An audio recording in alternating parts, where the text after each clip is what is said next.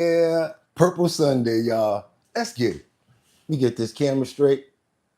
I see we got some early active people up in the building. I always appreciate that. But y'all know what we got to do, right? This guy.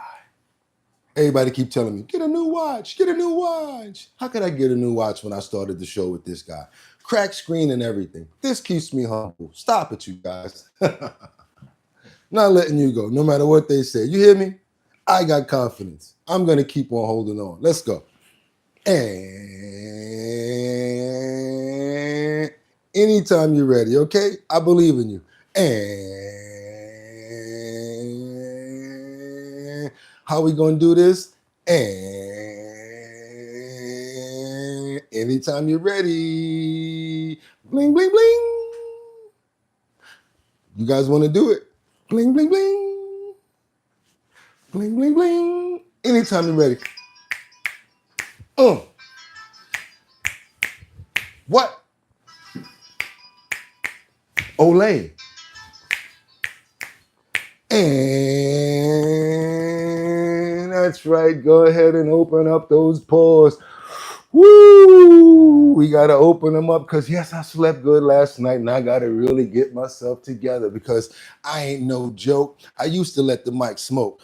Now I slam it when I'm done and make sure it's broke. When I'm on, no one gets on because I won't let nobody press up and mess up the scene I set. I like to stand in the crowd and watch the people wonder, damn. But think about it, then you understand. I'm just an addict, addicted to music. Maybe it's a habit. I got to use it. Let's go, y'all. Y'all know why I'm turned up. Doom, doom, doom, doom, bump that beat. That's right, y'all. It's Sunday the 22nd. That's right, y'all. 2025. I'm your host, Bugatti NYC, and this here's our bottom line where we be talking about this and that and that and this and this and that and that, where we be talking about this and that and that and this and this and that. Just got me pissed. Yes, that was a good ending right there because that right there did kind of pee me off when it switched like that. You can't control everything, but you know what? Y'all know what it is. Y'all know what I'm going to say. Y'all could have went anywhere, but the fact of the matter that you came here to chill with me this morning, this Purple Sunday, I appreciate you, y'all. I really do. Woke up this morning, had to change a lot of stuff around because a lot of things happened last night.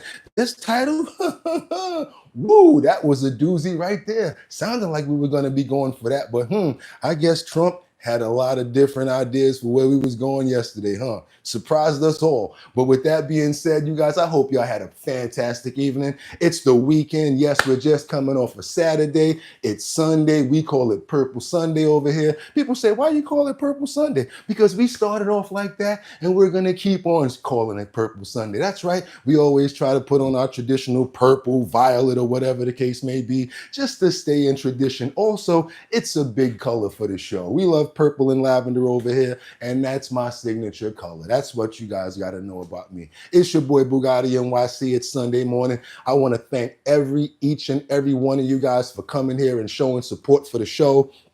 I want to thank you guys for all of the support that you've been showing in the chat. All of you guys that have been following, sharing, subscribe to the show. I just want to make sure that I'm giving you guys what you need. Also, yesterday we got a 10-piece. That's right, a 10-piece that I'm not going to forget about. One of our great sponsors, whose name goes by the name of Harley, who we already know here, very dear friend of the show, gave us 10 memberships. I need you guys to tell me how to issue those out, what I need to do with them. I don't want them just to be sitting there. A lot of people I want to get one of those, like Mark Dorfman, certain people that's always here supporting the show, Casey if he doesn't have one. I pay a lot of attention, and I want you guys to make sure that you understand that every time I get something, especially if it's intended for you guys, you're definitely going to get what you're supposed to get, as well as all of the new things that we're going to be bringing to the show. We're going to be taking care of a lot of fosters for dogs. I found a lot of different places that really need our help, and that's what I'm going to be doing with some of the monetary that we get here. I'm going to be showing massive receipts so that you guys can see what's going on. Big on dogs, big on taking care of them. We got dogs to take care of. And with that being said, you guys, I hope that everybody here has had a fantastic evening. I want to see who's here. Let's get into these comments, right? Who we got over here? We got me over here saying, I'm ready. Let's go. Good morning. God bless. Jeffrey says, good morning, sir. We got Mark Dorfman up in the building. Batty Lynn, good morning from Detroit. Rebecca Lon, you already know where she chiming in from. That's from Grand Rapids, Michigan. Intro Bugatti salute. Let's get it, fam. 100%. Thank you so much, Harley. Good morning, Jeffrey. Batty Lynn with the purple hearts. How you doing, Batty? I hope you're having a good week, and I hope everything going on good with you. Jeffrey, yes, thank you so much. Definitely want to get you one of those memberships. Also, who we got up in here? We got Mulligan, Mr. Dapper Dan. You always keep them suits on on. That's what we do. You already know how we got to do it. Natalie's up in the building. I ain't talked to you in a while. Purple Sunday. There we go. Who else? VIP Auction Group. Always chilling. Always got the thumbs up. But that's the #1 sniper right there. When VIP is in the building, trolls better be aware, because VIP Auction Group don't be playing. Not at all. Who else we got up in here? We got Harley. Harley, who says, wait a minute, I can't get past that. Harley says the #1. Harley, oh man, what did Harley just say? I'm sorry, Harley. Did you say the #1 show? Because I think you did say that. I got to scroll back up because we got a lot of people talking up in here. Harley says the #1 show on the phone at the 6 a.m. hour on YouTube. Thank you so much. Sent 5 Bugatti memberships, Job 4. Thank you so much, Job 4. You've been really supporting the show as well. That's right. That's why we got to show other people support with some of the gifts and things that we have coming in. And we definitely going to go to the dogs and the animals first, and we're going to be working on these rescues. With that being said, I'm talking too much. Let's get into these titles. That's right, you guys. Make sure that when you're chiming in, you're letting me know where you're chiming in from, because I got a lot to put down, and I want to make sure that all of the content is relative to where you're at when we're speaking about it. And with that being said, let's go. What we got right here? We got Trump. We are giving Iran 2 weeks. Have to laugh after that one, because basically seems like to me that was a sneak tactic. We're going to just let our planes go over there. We're going to sit for 2 weeks, and we're going to give you guys some time. Nope. Boom, boom, boom. That's what they decided to do. Yes, they struck yesterday in 3 different locations where they were making those nuclear arms at, or no more. One, they're still looking at to see if it's totally closed off. But the main 2, they're down, and that's basically what they were going for. So yes, this title right here says, Trump, we are giving Iran 2 weeks. They gave them 2 days. As fast as those bombers got over there and took care of business, from what I'm hearing, they're on their way back already after refueling 3 times. We got to keep on moving forward, because what else we got over here? We got the former hype man of, not that man right there. Is that Fat Joe? Yes, former hype man claims that rapper Fat Joe engaged in sexual misconduct with minors. Ooh, we got to get into that right there. Are you down with the Diddy crew, Joe? We don't know what's going on with you, but we're going to see. We're going to go into that clip right there. We've also got information on Mahmoud Khalil. You guys know who Mahmoud Khalil is, right? That's the activist that was speaking and really protesting very heavily on the grounds of Columbia University, who actually just graduated. He's been let back into the United States, as well as he's in New York now. Flew back in with his family. We got some information on that as well. We got to keep on moving forward, because last but not least, we've got, of course, in New York City, I should have basically had Kathy Jokel Hokel somewhere up here, but I forgot about her. But yes, again, we've got another knife-wielding migrant who charged and attempted murdering after charging at a U.S. attorney. Yes, he's being charged with attempted murder. You guys know what I'm talking about. After he chased around a U.S. attorney with a weapon. That's right, you guys. I got a lot to stack. We're going to be doing 5 at a time. Make sure you guys stay in the comments and let me know what you think about what we got going on. Please, let's stay on topic. And let's get into it, because the first thing I got to bring up is, yes, that breaking news that we talked about just now. We thought it was going to be giving Iran 2 weeks. Didn't even give Iran 2 weeks. Check this out with you guys. What's actually happened here? Those bunker buster bombs would have been dropped through the air ventilation shafts at Fordo. So most likely 3 bunker busters through each of those shafts. We had been focusing on the entrances. There are 2 entrances to the Fordo site, which is 300 feet underground. We've also reported that the MOP bomb can penetrate about 200 feet underground, but they work in pairs. The B-2 bomber, which flew out of Whiteman Air Force Base, they fly nonstop and are refueled along the way to this site at Fordo. They drop one MOP bomb, a 30,000-pound bomb that goes about 200 feet down. There's soil that is then removed, exposed, and then the second bomb, which drops into a hole that has a radius of about 25 feet. It goes into the same hole and can go even deeper. So Fordo, we understand, is gone. That is significant because that was the main nuclear enrichment site, and it was deeply fortified in that mountain. But then there are the 2 other sites. You have Natanz, which had 3 underground enrichment facilities.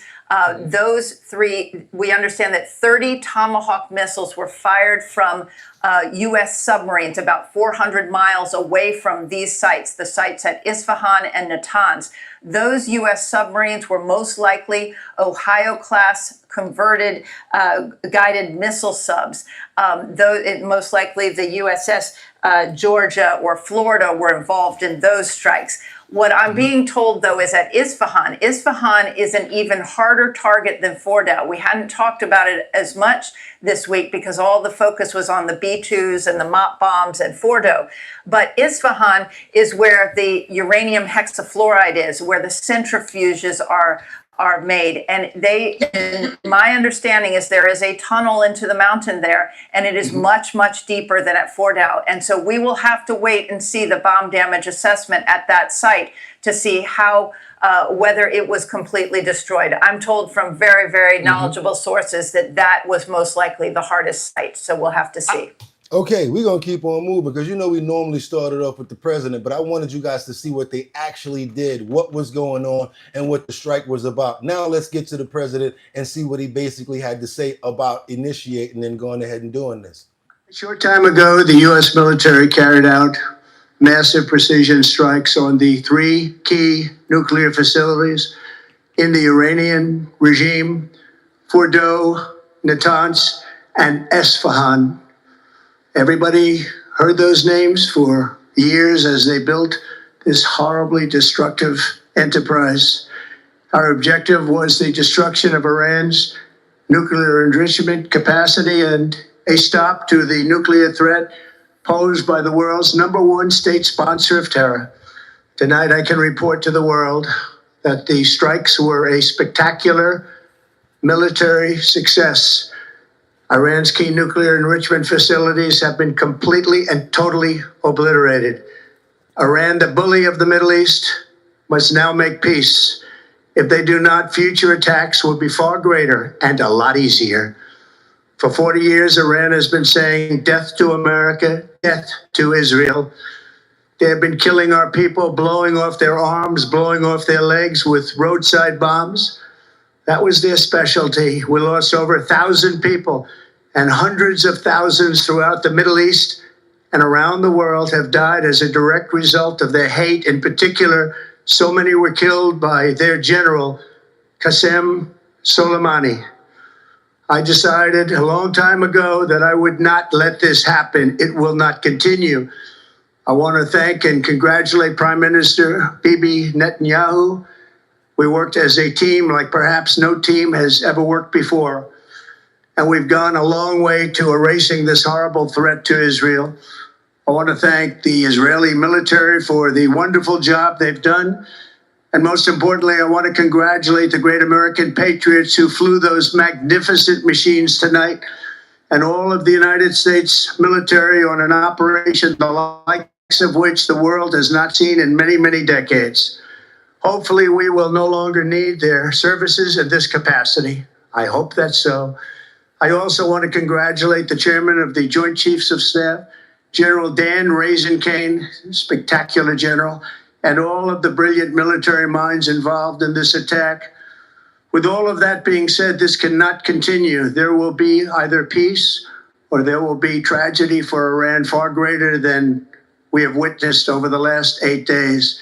Remember, there are many targets left. Tonight's was the most difficult of them all, by far, and perhaps the most lethal. But if peace does not come quickly, we will go after those other targets with precision, speed, and skill. Most of them can be taken out in a matter of minutes. There's no military in the world that could have done what we did tonight, not even close. There has never been a military that could do what took place just a little while ago. All right, y'all. You know, we don't keep on going on with that. This is about a little, about maybe like a half a minute more what's going on there. But you guys get the gist of what just happened. I guess that means 1, 2, 3. I declare. You guys know the rest of the word. That means that you got to look at it the other way now too. Now, right? Can't just look at it one way. Got to look at it like, okay, y'all drop those on us. Now, what can we do to you? So we got to really understand that that doesn't just mean that it's over. We got to, just like he said, it doesn't mean it's over. So I have no opinion, neither there or I don't know how many lives were lost. What we're doing over here is reporting the news as it breaks. You guys probably already heard about that, but the way that we're doing it is trying to explain exactly what's going down, what's happening as far as what they're aiming for. Don't even know if there were casualties, but guess what? What I'm hearing from a lot of nuclear scientists is that that's not good, because now you got that stuff trapped down there, and what could happen? It's a lot of situations that we got to think about. I'm going to be following this all day, breaking whatever news comes out to keep you guys informed. But I got to keep moving, because we got to come on over to New York, concrete jungle where dreams are made of. Man, if you can make it here, you can make it anywhere. You could probably make it over there. Check this out. Come on to the front of the stage, Bugatti, because that's where I'm from. We're going to talk about crime in New York right now. I don't know if you guys know about this, but kids, anybody you got as far as the youngsters in front of your phone, in front of the television, you may want to move them. And this is just something as simple as riding the train, which Kathy Jokel Hochul wants us to keep doing, because she's trying to make the money on the train, as well as that congestive pricing situation. Keep on telling us it's safe to go down there, right? We put so many police down. Y'all put so many police down there. And I told you guys, the real New Yorkers, when you walk up to us with that microphone and say, hey, what do you think about all the new police in the train station? We look at y'all and say, what, 42nd Street, 34th Street, 23rd Street, 14th Street? You ain't gonna get them on 169th or over here where you need to have them at. And case in point, this is why you need them on the train instead of cameras and talking about nonsense. Check this out right here, you guys. We got a situation in New York where a man just went totally bonkers and started spiking people. Yes, spiking people with a nizzle. I'm not going to say those words because I might get in trouble, but I'm going to let these people say it. Let's go to crime in New York, where we got this report from. That's where 2 people were stabbed on a crowded New York City subway train as it was pulling into Grand Central Terminal. Fox 5 obtaining cell phone video of the attack unfolding. That suspect has since been arrested. The search is on for a suspect after 2 people are stabbed. This was during... You're here to learn what you don't know, yes? So I'm going to dial in right now and dive into some of the most common misconceptions. Rush hour. Meanwhile, it costs $2.90 to ride our train, y'all. $2.90, one of the most expensive trains that it costs to get on the train. You got to get on the train and worry about stuff like this. People wilding out, and then everybody else on the side like this. Oh my God, waiting for the door to open so you can get up out of it, hoping that you're not a part of the situation as well. This is real talk right here. All they say is, oh, well, we got the video, so we're going to look for them. Video? Got 2 people going to the hospital for this crap. Where the police at? Okay, y'all said y'all had them on the train, right? Where they at? How'd this happen? Our Grand Central Terminal this morning, Fox 5 obtained exclusive video of this attack. Let's go out to Fox 5's Arthur Sheehan live at the scene. And Arthur, this all happened on the subway mezzanine at Grand Central. Well, the video shows it happened actually inside the subway car itself right now. You pointed out police are still looking for the individual who stabbed 2 subway riders this morning on a crowded 456 Lexington line train. This was, as you also pointed out, in the middle of rush hour. Now, there are some reports out there that the individual in this case has been caught. Our information says otherwise, that he is still being sought. In the meantime, you are looking at cell phone video obtained by Fox 5, which was filmed inside the car as this was happening, and it shows at least 2 men were involved in the incident. One of them, who was standing on the floor, was stabbing a second man who appears to leap on the bench seats of the train as that assailant appears to jab him multiple times around the midsection of his body. Now, all the while, strap hangers in the video are seen pushing towards the ends of the car, trying to get out of the way of this violence. And once the subway car doors open, they flood out onto the platform of Grand Central Station. Now, this was the 911 call for this came in at 7:20 a.m.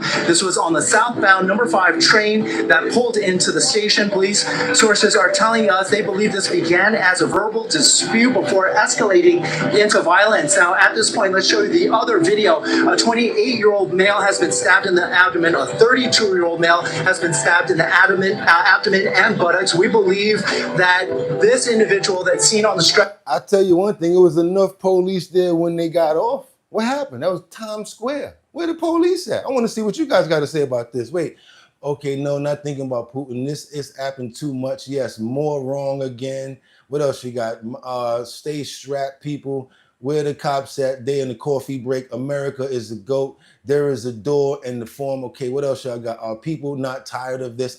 That's what I'm saying. What up with all this Putin stuff? Vladimir Putin, you out of here. You playing too much. This does, okay, no, I see. I get what you're saying. I get what you're saying. Your name is Vladimir Putin. You bugging out right now. Okay. Yeah, but look at this nonsense. I'm just so fed up with this. And what I'm really fed up with is then you got Kathy Joku Hoku, who's doing stuff like congestive pricing to make you go deal with that. What about that part? Well, nobody's saying nothing about that. You got all these people that think that they can come to New York and change what's going on. Y'all from Ohio. Y'all don't know how the hell New York works. Talking about putting out garbage at a certain time. Don't put the bags out because of rats. You think that a rat not going to be able to get through one of those plastic bins? A New York City rat? A New York City rat is big enough to pick the bin up and dump it over. Y'all don't know what y'all talking about. We got the wrong people that's running this city, and I'm getting peed off. I'm about to be out here like, yo, I'm going to need 2,500 votes from y'all followers because I'm going to be running for governor. I'm going to tell y'all to tell me what to do.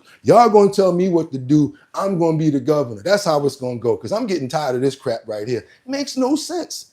And then how about this? I forgot to tell y'all this part. When you drive in your car, the congestive pricing, if you have if you come through a certain point where you're driving your car on 60th Street, automatically it bangs you for $9, right? It costs $9 to go through one block over to 60th Street. And then if you don't have an easy pass, it's $14. And you traveling in the city. What? Rip off. Over millions of dollars already stolen from the people of New York. Rip off. Total rip off. And y'all can say what y'all want. I don't mess around with Kathy Joku Hoku. Talking about all these police and all of that. But where they at? Stretcher was the one that you saw in the video jumping up on the bench seats of that subway car. Both are at a local hospital. We're not going to say which just to be safe. Again, 3 people were involved in this incident. 2 of them are victims. They're at the hospital. A perp is still on the loose. A police source gives us a description of the person they are looking for. They describe him as a male, black, in his 30s, about 150 pounds, wearing a black jacket, possibly with a hoodie and possibly with a black hat. They say in all the commotion as those doors opened, he also flooded out with everybody, so they're still trying to find him. Yeah, as he did what he did, that's what he did. He blended in with the crowd and got up out of there. Blended in with the crowd and left. That's it. So now they looking for him. And guess what they doing? ATF, after the fact, and then asking us, if you guys have any information on who we can blah, blah, blah, blah, blah, please call whatever. I'm not no police officer, no officer, no detective. That's what you guys are supposed to do. You're supposed to police and detect. But you're not doing it because y'all are terrible, especially on the Kathy Joku Hoku. What else y'all got over here for me in these comments? It's $45 at peak here in Indianapolis. That's stupid and a ripoff. Take it in shifts with a bunch of dedicated volunteers. What's the gun laws? Because I'm going to protect my people. Oh, now Rowdy says, what's the gun laws? Y'all better tell him. Y'all better tell them about, you better not get caught with no protection over here. They used to have it to the point where if you get caught with an armor on, you get arrested for that. What are you doing with a vest on or whatever like that? You must be doing something criminal. How about it's a lot of pow going on out here and people getting stills nabbed up like crazy. So I feel like I gotta wear armor. Guess what? I used to sell armor back then. Back 2 years ago, my website, I used to sell body armor and everything. And people thought I was a joke and laughing. They also thought I was a joke when I made something called the sub glove like 5 or 8 years ago. Then all of a sudden COVID hit. I don't know what's going on over here, but y'all need to get with your boy straight up and down. I'm telling you, because I can basically detect and basically tell some of this stuff that's going on. Common sense is really well when it comes down to smart people. And you guys have a lot of common sense. I want to keep on moving forward because we got to go over to Randall's Island now where something happened even worse. It's part of New York, but guess what? There's no policing. We don't really have that much protection. And if you're a smart New Yorker like myself over a certain age, you get what you need and you go back in the crib. All that we outside crap, that's how you get caught up in the line of nonsense. Check this out. Innocent woman who got caught up in a very terrible situation. Now her daughter is in agony because of the assault that she had to withstand. This is a hospitalized Randall's Island beating victim, and she finally begins to show some positive signs. Yes, in New York, Kathy Joku Hochul State. It was an emotional day in court today as the daughter of a woman brutally beaten in a random attack came face to face with her mother's suspected attacker. The man accused of that violent assault pleaded not guilty. The woman, who doctors gave a 1% chance of surviving, has since opened her eyes and can move her left arm. Alicia Reed spoke to the victim's daughter. Miguel Hurad had only one thing to say in court today: not guilty to attempted murder, assault, and robbery charges stemming from an alleged attack that left Diana Agudelo hospitalized with traumatic brain and other injuries. She was so full of life. She had so much to offer this world. And now all she can do is just cry. She can't even talk. Hurad is accused of attacking the 44-year-old mother of two on May 16th after she crossed the 103rd Street Bridge from Manhattan to Randall's Island. This is why my mom didn't deserve this. She was just trying to get home from work. Prosecutors say the suspect's ankle monitor placed him in the vicinity where Agudelo's body was found and at the shoreline. At the same time, they say an individual was spotted on surveillance dumping the victim's e-bike in the East River. She was found the next day in a grassy area between rocks. Although she's now breathing on her own, her daughter tells me she had another surgery yesterday to remove fluid from her brain. They put a tube through her spine up to her brain to be able to take away that fluid, and she's been having fevers on and off. So there is an infection, but they don't know what's causing it. The prosecution is recommending 25 years to life for the attempted murder charge and 20 years for robbery with 5 years probation. After today's arraignment, Manhattan District Attorney Alvin Bragg called the alleged attack abhorrent and says, quote, "I want to assure New Yorkers that we will ensure accountability for those who commit such acts of violence." While the family continues to pray for a full recovery, they're also demanding justice. The victim's daughter says she'll be here for every court date. Meanwhile, Hurad is due back in court on September 17th.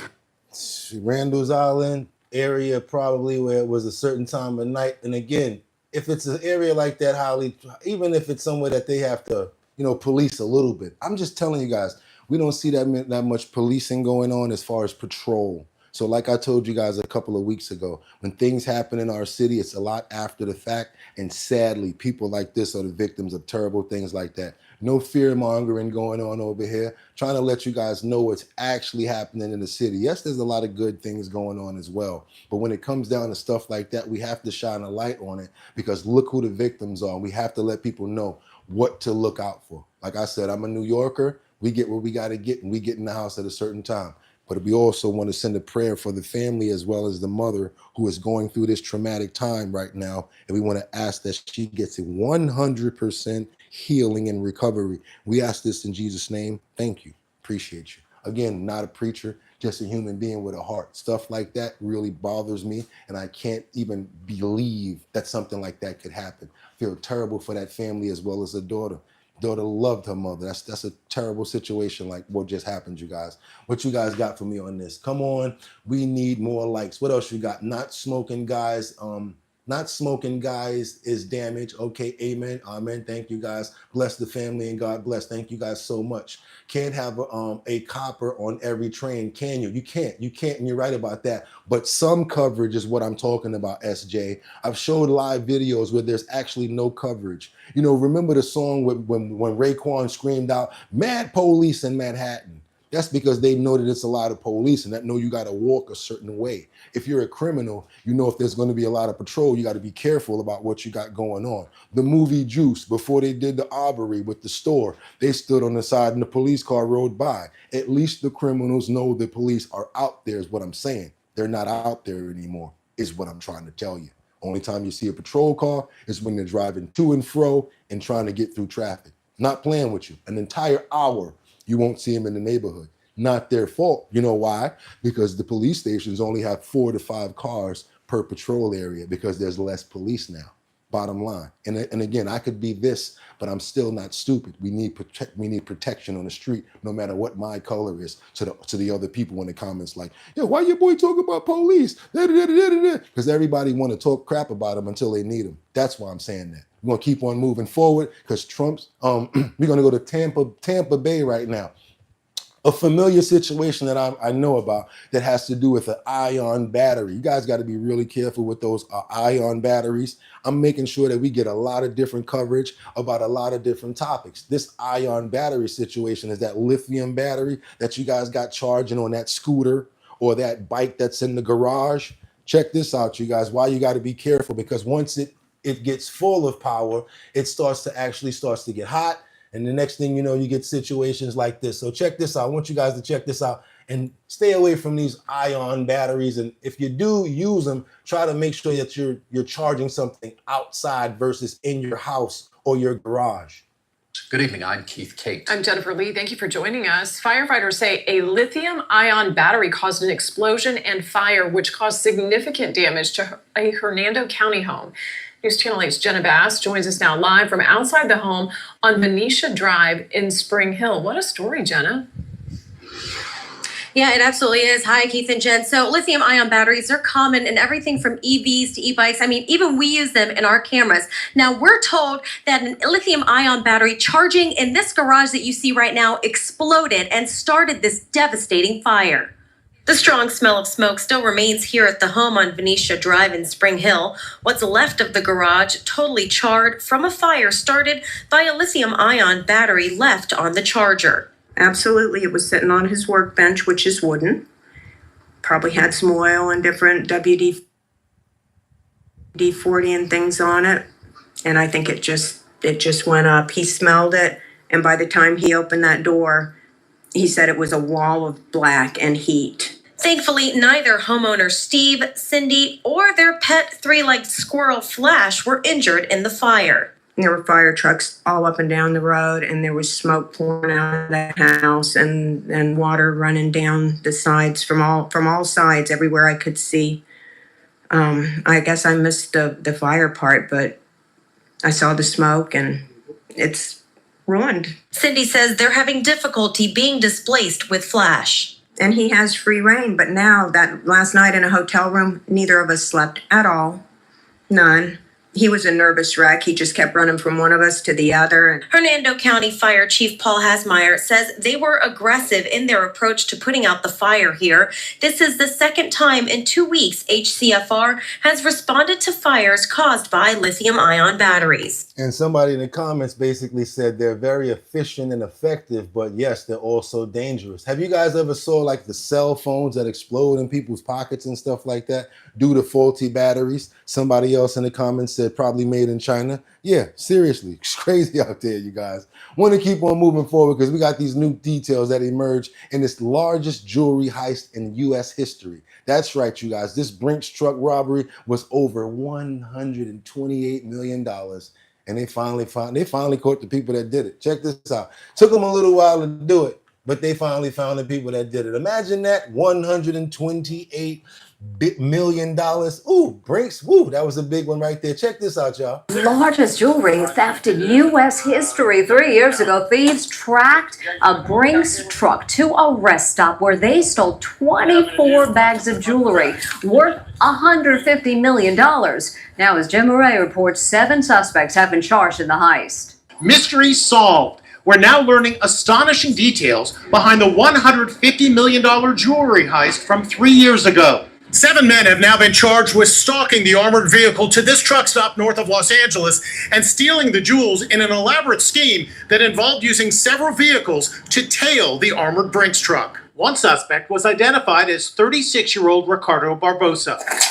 We're also seeing police body cam for the first time after the 2 Brinks security guards discovered thieves had made off with the largest jewelry heist in U.S. history. Inside their armored truck, bags and bags of precious gems and gold stolen. Cops say the men followed the Brinks truck from San Mateo, California for 300 miles down to Lubbock, California. It was 2:30 in the morning when this guard says he returned to the Brinks truck after having dinner for 25 minutes and found the lock had been cut.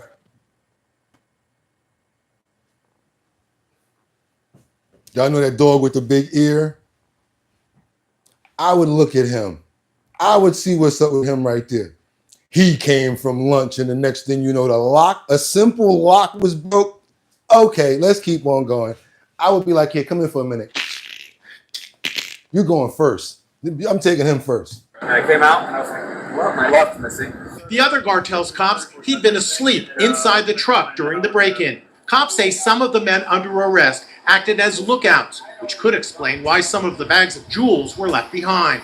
Jerry Kroll represents the victims whose precious gems were stolen. These thieves followed that truck using multiple vehicles for 300 miles.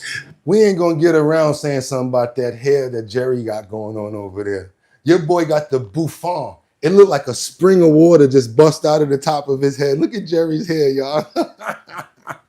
This was really an elaborate scheme. Right. It was an elaborate scheme. What we've been saying all along and maintaining all along is that Brinks' lack of proper security measures is what made this theft possible. Hello, Arnold Duke is the president of the International Gem and Jewelry Show and says the jewels were being transported to a gem show in Pasadena when they were stolen. What's your reaction to arrests finally being made after all this time in this massive jewelry heist? When I got word, I just couldn't believe it. And the most exciting part is they do have some of the merchandise, some of the diamonds, gold. We just don't know how much. We went to Brinks for comment. They told us they want to see those responsible brought to justice and the stolen goods returned. And them jewelers gonna sue Brinks. They ain't worrying about them jewels no more. They like, whatever y'all can get us back, that'd be a good deal. But how about this? Let's kick into that insurance and we gonna overprice some of them jewels. Yeah, that diamond that was $1,000, now it's $100,000. But again, did y'all see the spring busting out of Jerry's top of his head? He had, I call that the bouffant. Your boy had the bouffant. And somebody said the scarf made it even more eccentric, right? Go on, Jerry. Get that money out there, Jerry. Now we got to go on down to Louisiana, y'all. We ain't going to eat no crawfish or nothing, but we going to go on down to Louisiana. Everybody from Louisiana, come on to the front of the stage. And this ain't got nothing to do with Southern people. This got something to do with Chinese women. And they was detained by ICE in a raid in Baton Rouge. You know what they was doing? Giving out them massages. I ain't gonna do the other motion. Y'all know the other endings? They was giving out massages. I want y'all to check out what happened over here with these Chinese women that got caught up giving out these massages over here. Y'all know we do it from every state. We cover everything. Baton Rouge, come on out, Louisiana. Step to the front of the stage, y'all. Because these 10 Chinese women, I don't know where they're going to send them, but they ain't going to be able to do this no more. Come on. Immigration officers took 10 women into custody, all part of several massage parlor raids in Baton Rouge. The sheriff's office says it was part of a worksite enforcement operation that involved 9 businesses across East Baton Rouge Parish. News 2's David Hamilton reports. Yeah, Michael, so 11 agencies were involved in this investigation. The sheriff's office said deputies began the investigation last year following tips about prostitution. After several months of investigating and a series of raids, 10 Chinese women have been detained by ICE. This joint investigation was conducted along with the Attorney General, District Attorney, BRPD, Zachary PD, St. George Fire Department, East Baton Rouge Sheriff's Office, U.S. Border Patrol, Drug Enforcement Administration, and Homeland Security. The 9 businesses that were raided reached from St. George to Baton Rouge to Zachary. The Rainbow Spa, one of the many massage parlors that have been investigated by the East Baton Rouge Sheriff's Office since November. And on their window, a violation notice. The notice says inspection of violations such as electrical, plumbing, and complaints that have been submitted to the Inspector General. This was another massage parlor that was raided this afternoon. As you can see on the door is paperwork from the U.S. Department of Homeland Security. I spoke with an official who says they are still determining if the parlors will be shut down after today's raids. You know how many people like this right now? Damn, man, I was just about to... And other guys is like, where that's at again? I want to make sure I don't go over there. Yeah, right. Y'all talking about y'all want to go over there. Do me a favor, you guys. Y'all show some love to Harley for the $100 super chat and the #1 person here that always shows support, always show love for the channel. Harley, thank you so much, Harley. I appreciate you. Also, thank Job for 9 for those other memberships. You guys that's trying to be members, look at that. I saw something about such and such is a member now. This person's a member now. I guess y'all handle that thing right there. So, hey, that's phenomenal. Glad that you guys are becoming members. And I honestly, my thing is this. I look at it like I'm hoping that you guys like the content and you like the show because I put a lot into it and that's my overall thing. So if you guys do like the content, y'all appreciate what we got going on over here, let's double tap that screen to get those likes up. Because what that does is lets more people know that we're over here. YouTube gets a notification. They say, hey, all these people liking over here. Let's see what's going on. They send up a notification and all the people on YouTube say, hey, let's check out what's going on over there. They come on over here, they hit the comments and they say, so what's happening over here? And that's how you know that pressing that button got them to come over here, you guys. That's what I'm talking about, a full round circle, because we understand this hard out here for a pimp. Everybody ain't got it in the pockets like Harley. We know that. Everybody ain't got it like Job. Everybody ain't got it like y'all. So sometimes we appreciate the likes. And yes, memberships is definitely appreciated, you guys. And thank you so much. We're going to keep on moving forward because we got to go to Bust the Move with the LI Groove. Bust the Move with the LI Groove. Y'all know nothing about that. And we at it again, and we added it. Rough enough to break New York from Long Island. Y'all know nothing about that right there. As some migrants on Long Island get what they got. They got deterred around this app of what's going on right now. So let me just break this down to you right now. They have now created an app to warn migrants where ICE is going to be. That's right. So anywhere they're at, they can actually press the button and say, hey, saw ICE over here, saw ICE over here. So the migrants are actually getting smart, you guys, and they're getting technological, electronical, whatever they call it. They're getting up on their electronic game, put it like that. And they're making their own apps to track ICE. Gotta say, it's rather smart. Check this out, you guys. Yes, let's go into it. Done with the massage parlors right now. A lot of people are sulking about that, but what we gonna do about it? We gotta keep on moving to Long Island. Let's go. Reported on the fear and the uncertainty in many communities where families worry about loved ones. Tonight, Jenna DeAngelis reports on one group that is taking action. Él vino buscando su sueño americano. He came to look for the American dream, and this is what America gave to him. The family of Fernando Mejia and his work family at Schmear Bagel and Cafe in Port Washington feel a void without him here. The beloved cafe manager was detained by ICE last week in the parking lot for allegedly overstaying a visa. And he works to take care of his family.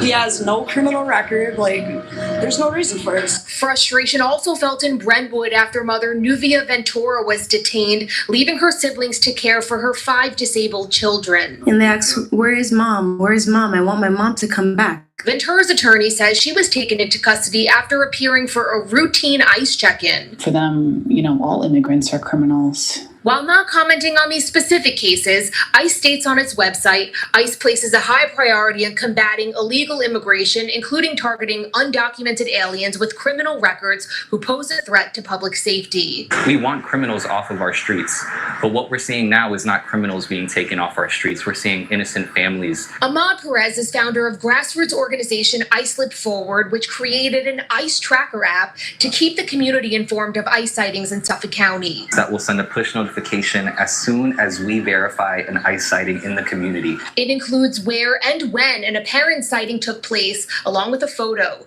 The most recent being Friday, 2 in Brentwood, 1 in Huntington. Targeted stops at folks at businesses, at their homes, at places where they should feel safe. He says they aim to get an alert out to app users within 10 minutes.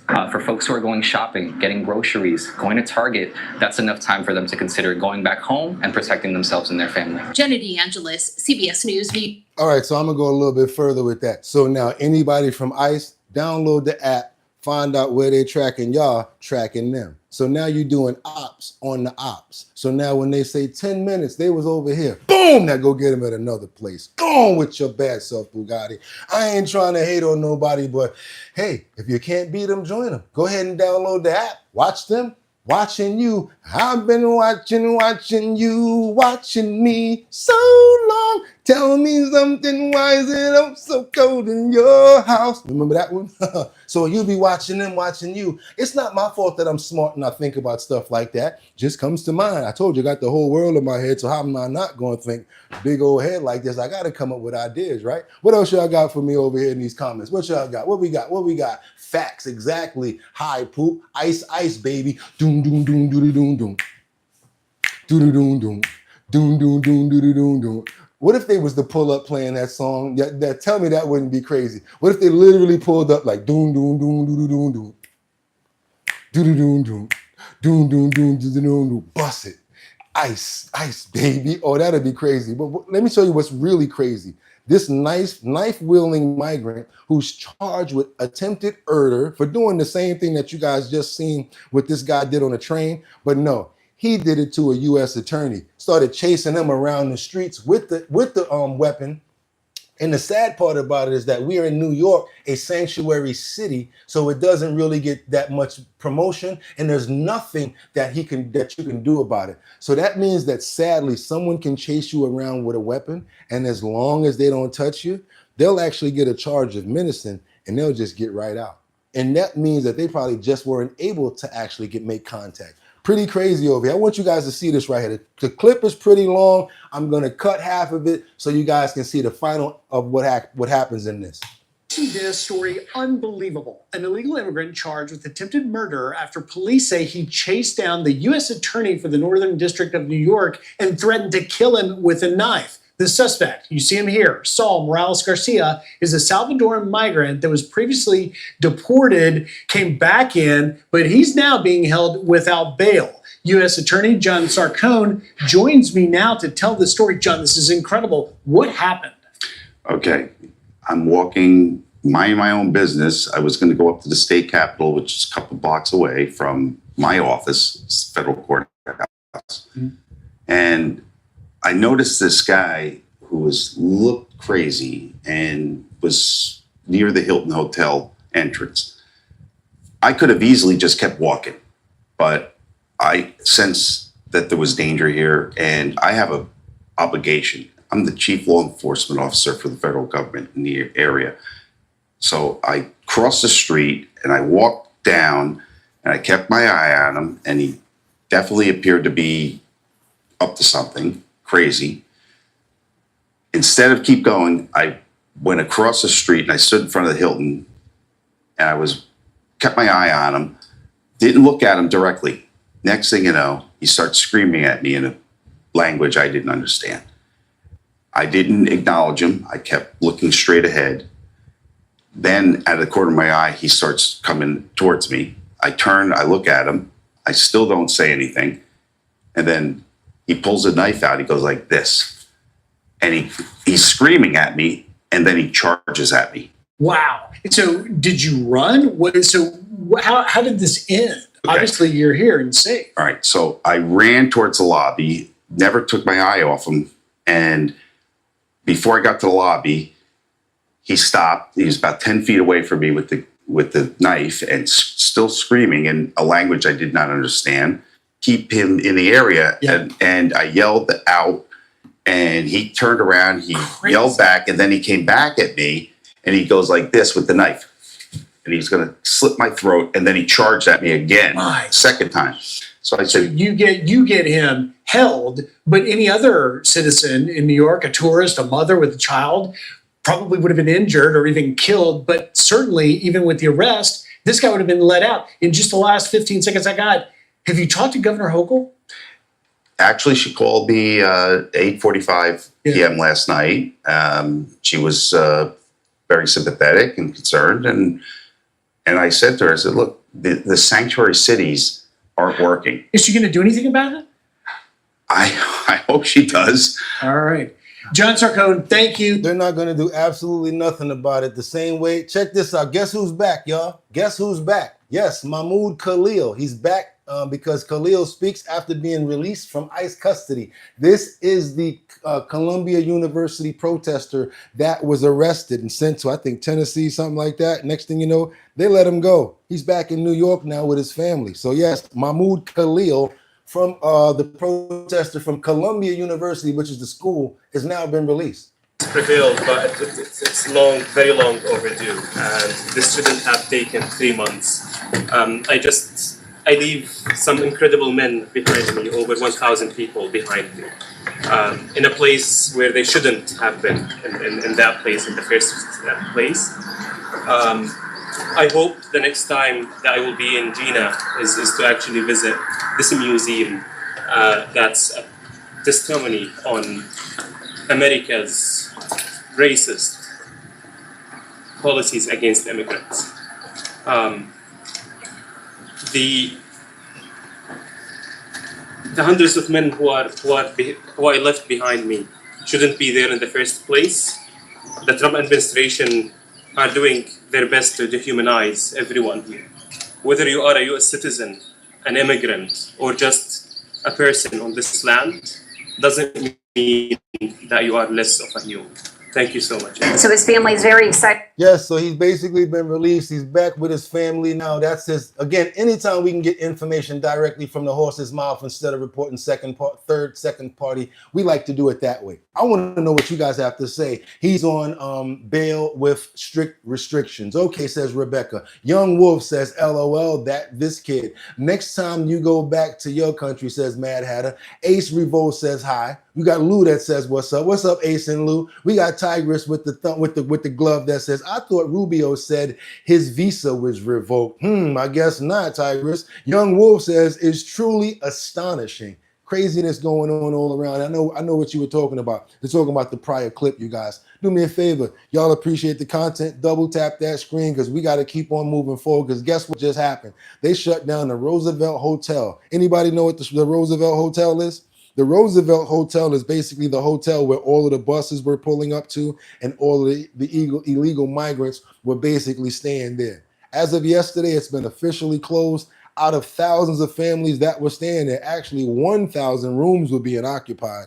There's only 12 now, and everybody's being shifted to shelters and things like that instead of the state now paying for it. Thank you again, Harley, for the $100 super chat. You see your boy over here putting it down. I'm not playing. Ballin'. You see your boys working. I'm not playing. I got a whole stack. I got a deck to stack. Again, you guys, do your boy a favor and let's show some love to Harley, #1 supporter of the show. Also, Harley, we've already started to create your gift certificate. Harley is going to be the sponsor of a gift certificate. This gift certificate will get you a suit.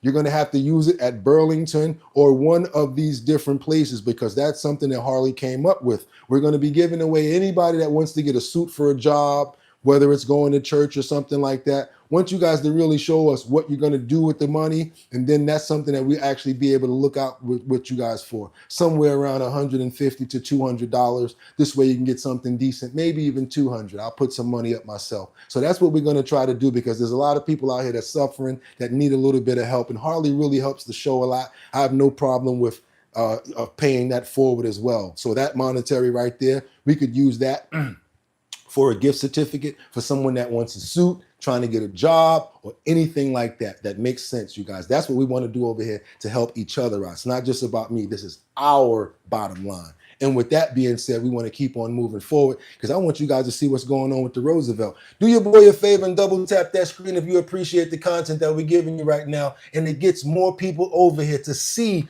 what we got going on. It's Purple Sunday, y'all. Let's get it. Let's At go. its peak, the Roosevelt Hotel was utilizing 1,000 of its rooms to house migrants, operating around the clock. That number down to about a dozen families now staying here as the city prepares to close this facility. I'm looking for an extension for more days. Migrant Jesus Travieso returned with his wife and son Wednesday to the Roosevelt Hotel intake facility. We're coming from Venezuela. The place where this new chapter of their lives began 8 months ago.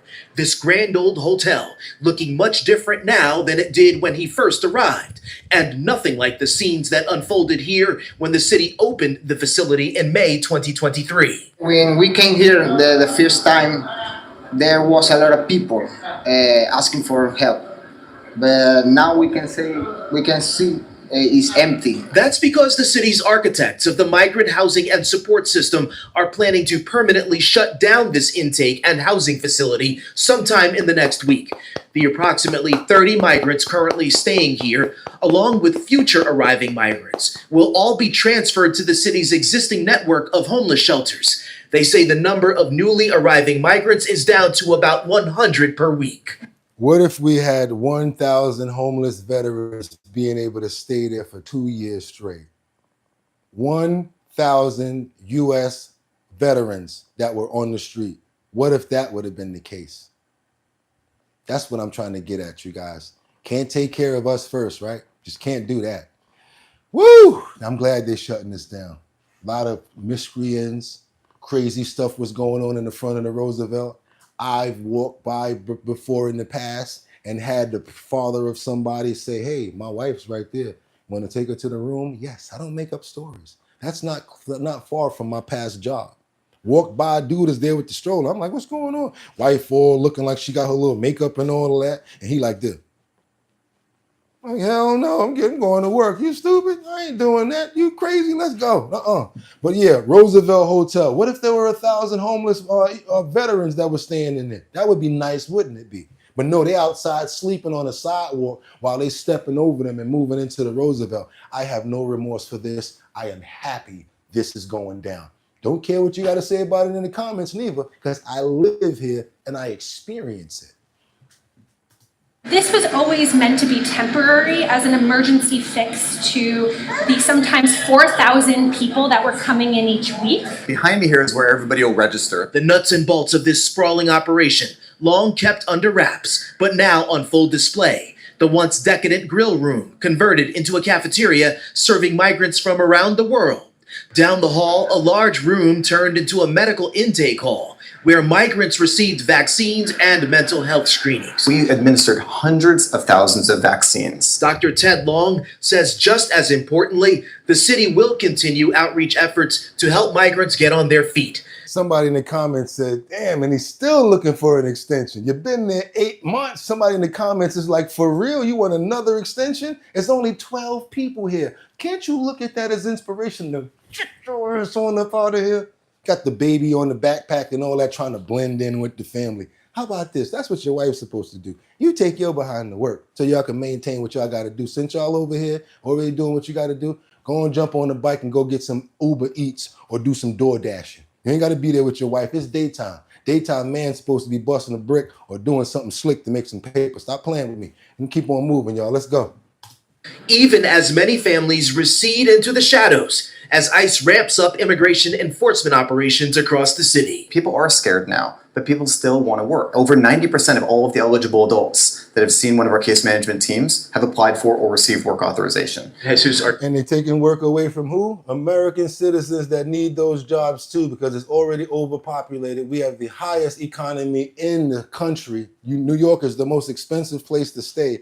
You walk outside every day. Let me tell you something, the best way not to spend money, you're still gonna spend money though. You might as well don't go outside. Because as soon as you go outside, boom, gotta pay for that. Boom, gotta pay for that. Boom, gotta pay for that. It's crazy. Train $3, $9 for congestive pricing, $14 if you don't got an easy pass. It's not a game out here. Just to move around, you got to pay money to live in New York. What else y'all got over here? Rowdy says facts. Wolverine Castro says close all the shelters for illegal migrants. The Bull of the Woods says I like this guy, common sense.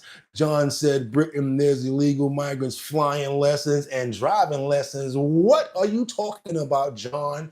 In Britain, they giving illegals, migrants flying lessons and driving lessons. Lord have mercy. What Natalie got over here? They are so used to getting that. They getting the handout. They tell me how they can get a work visa. Yeah, tell me how that. Yeah, exactly. Good one. Go Trump. What else y'all got over here? Casey says, what's that? Millimano, 100%. Rowdy says, yep. Harley says, as a veteran, it's so disappointing how veterans have been treated. That's all I want to say. All I'm thinking about is all of the money that they could have just took. They would have had veterans off the streets. They literally have communities where they bought the rent out for like 10 years and they let the migrants stay there so they don't have to worry about paying rent for 10 years. They got jobs and all of that. Why not do that for the people that fought for our country? It just don't make no sense to me. I don't get it. But we got to keep on moving forward because we got this moment that the Border Patrol K9 discovers migrants being smuggled in a car. Yeah, it wasn't just a regular situation. And this dude was good. He like Bugatti. He was like, you mean, and he's like, this is how you try to get in front of something with the Sean Ye. When somebody telling you something, and you're like, yeah, they already stopped me two exits ago. They done turned over the whole car. We done got kicked out this time. And now what you're trying to do, try to over-escalate stuff to make the officer get excited, to not pay attention to what they got to do. That officer was on point. Next thing you know, they found some stuff in this. And this is going to be hilarious. Check this out. First off, you start talking crap to the officer until you get busted and disgusted and something like this happened. We're going to go over to this scene that happened with these illegal migrants. The moment where the Border Patrol K9 discovers migrants being smuggled in the car trunk. Check this out, y'all. Hello, so the reason for your stop today? What's that? License. Oh, you don't have it with you? Nah, I don't. I just had to sell it to Eagle Pass the same way. They just told me to keep it. What was that? I just had to sell it to Eagle Pass. They told the same way. Oh, you got just. I just got pulled over twice on the way. Oh, what for? I got pulled over in Eagle Pass because I didn't use the turn signal cutting into a lane. So they just ripped my whole car apart over there. And then I come through the Border Patrol. Yeah. They did the same to me. Just because I didn't have my license with me. I showed them the picture of my license and everything. They did the same thing. And then they ended up letting me go through that.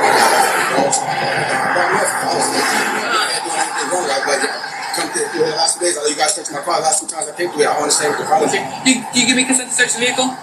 They just searched my car twice. Okay, I understand that. You give me consent though? No? I don't give anybody. Okay. They just searched my car twice. I understand that, sir, but do you give me consent of Abba-doo-ba-ba-ba-beeba? Abba-doo-ba-ba-ba-beeba? No. That's when you got caught up. Say, Abba-doo-ba-ba-ba-beeba. No, I don't give you consent. Yeah, well, guess what? We're going to search it anyway. Come on. Yes, sir. They just went through my whole car with the dogs and everything in Border Patrol, so I don't understand. Listen, I ain't hiding nothing. You ain't my name. I don't know what you need to pull me over for. I told you the tins. Yes, 10%. You check my tins. It's 25%. So it's a traffic stop. Yes, okay, so after I verify the tins, then that's when I ask your ID. Okay. All that talking, right? They stopped us 2-3 times. Watch how the dog have a nice seat right there. Yeah. Go and get him. There you go. Wherever they have a seat, that's where it's at. Uh-oh. Yeah. That's her. One her cousin, that's my cousin. 2 for right now.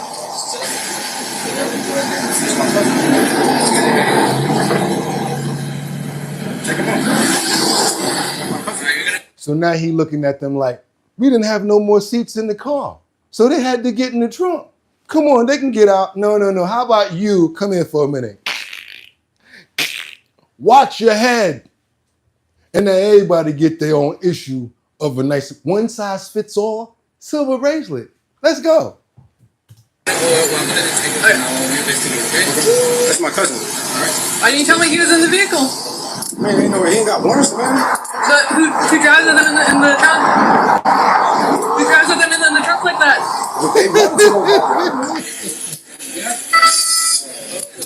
Well, why you ain't telling me who he was in the vehicle? Well, he ain't got no warrants or nothing like that. But who drives around in the trunk? Back up, friend? Yeah, that's right. Baby, I love you. Yeah, you better. You gonna love her from afar. Because she going to women's and you'll be at the men's. And y'all gonna have a lot of splaining to do. You know how Ricky used to say on Lucy, you have to explain. Lucy, explain to me what happened. Well, yeah, I'm in the women's facility and you in the men's facility for that nonsense you did with your cousin in the trunk. Yeah, we locked up now. We're going to keep it moving, y'all, because we got this top headline from Brooklyn Woman that charts a fatal, what's this? Oh, man, this was bad right here. This is bad.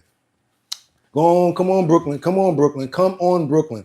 Brooklyn, come on to the front of the stage.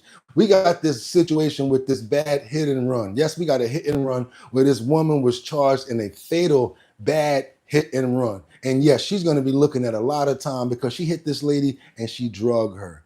I want you guys to see this. Brooklyn, come on to the front of the stage because this is a bad story right here. And it's just just gotta I'm gonna let them tell it. I'm gonna let them tell it. Check this out. A woman is charged with hitting and dragging a pregnant woman with a stolen vehicle, then leaving her for dead. News 12's Nadia Galindo was in Bed-Stuy where that deadly hit and run all went down. And Nadia, you say you're still seeing signs of that deadly night. That's right, Noel. There is still a memorial standing here at the intersection where Tiffany Chifuni was fatally struck last month. And today, we got our first look at the woman police say is responsible for her death. Why didn't you stop? And this is what I mean. You're looking at Jaquasia Pickford being walked out of the 81st precinct. And it's hard to hear, but the 28-year-old denied accountability for the hit and run, saying it was the owner of the car. Now, according to the district attorney's office, that car was reported stolen the night of the hit and run. It happened back on May 24th, just before midnight. Police say Tiffany Chifuni was rear-ended by a 2016 Chevy Trax GA on Van Buren Street near Marcus Garvey Boulevard. The 32-year-old got out and confronted the other driver who struck her with a vehicle, then dragged her for half a block, heading the wrong way down a one-way street, striking two cars. That driver then abandoned the vehicle. Chifuni died at the hospital. We learned police used surveillance cameras and eyewitnesses to ID and arrest Pickford. She's now charged with more than a dozen charges, including second-degree murder, manslaughter, and reckless endangerment. Neighbors who witnessed the aftermath say it was a horrific scene, many saying they are relieved to know police have someone in custody. That's awful. It's a right onto the wrong way, a one-way going the wrong way, and then a left onto the wrong way. Crashed into some cars and then ditched. It's just a really heinous thing to have done. So she's trying to blame somebody else, talking about it wasn't her, basically trying to say she wasn't the one that stole that car to hit that lady. Terrible situation. And yes, we want to pray for the soul of the lives that's lost, as well as the family, and ask God to let the soul and the person into heaven in Jesus' name. Terrible situation, you guys. Amen. Let's go. I see you guys praying because that's just so sad, says Natalie, and I'm praying with you, Natalie. That's right. Prayers to her and her family. Thank you, Natalie. You can lead the prayer. Let's go. Now we're going to keep on moving forward because we got this crazy situation right here where these three men were hurt after powwowing at a shopping center. A lot of stuff going on in a lot of different places, you guys. I think, if I'm not mistaken, that this is in Georgia. If you guys can help me out with the location, I'd appreciate it. But it just seems like with the heat, with the summer, with all of this stuff going on right now, it just seems like people just can't maintain what they're doing. I ain't trying to fearmonger, but I'm staying my butt in the crib. All that, I'm outside. We outside. This is what happened when you as a result of just being outside. Decal. That's right. I think this is in Atlanta. Decal. Let's go. That gunfire broke out in the 1100 block of South Harrison Road. Fox 5's Christopher King has been following this story throughout the evening. Christopher is live tonight at DeKalb County Police Headquarters with more. Christopher? Tom, Courtney, police say they're looking into reports and all began as an argument. Police say one of the victims is a man in his 40s. They say the other two victims are men in their 20s. And they say one of those victims in their 20s is in very serious condition. DeKalb County Police combed the scene looking for clues after 3 men are shot and wounded at this shopping center in Stone Mountain. That's crazy. Police say the gunfire broke out around 3:30 Friday afternoon at South Hairston and Redan Road. Investigators say 3 men suffered gunshot wounds. 2 sustained moderate injuries, a 40-year-old man and a man in his 20s. Police say another man in his 20s was seriously injured and was fighting to stay alive. I don't know what this world is coming to. Police have not released who opened fire, how the violence erupted, Watch what this or man if they're says. searching for a shooter Thank or you, Holly. shooters. Investigators I got say you. 1 they're minute. looking into reports. It all began with an argument. What I heard was, just some gunshots. Kendrick Alberti was nearby when bullets began flying. Gunshots is nothing over here. You don't really think twice about it. He says this type of violence is all too common around here. You hearing birds chirping in the morning wouldn't alarm you, would it? No. That's how gunshots are around here. You said you hearing birds chirping wouldn't alarm you, huh? Us hearing gunshots is the same way because that's how it is around here with us. They're just used to hearing it. A lot of violence going on. Sad situation right here. Sad. Sorry, sad to say, but that's just how frequent they are. Like you wake up to them in the morning. Now, police say several vehicles and 2 businesses were damaged. Police have not released the names of the shooter or shooters or the victims or what charges anyone will face. We are working to get those details. For now.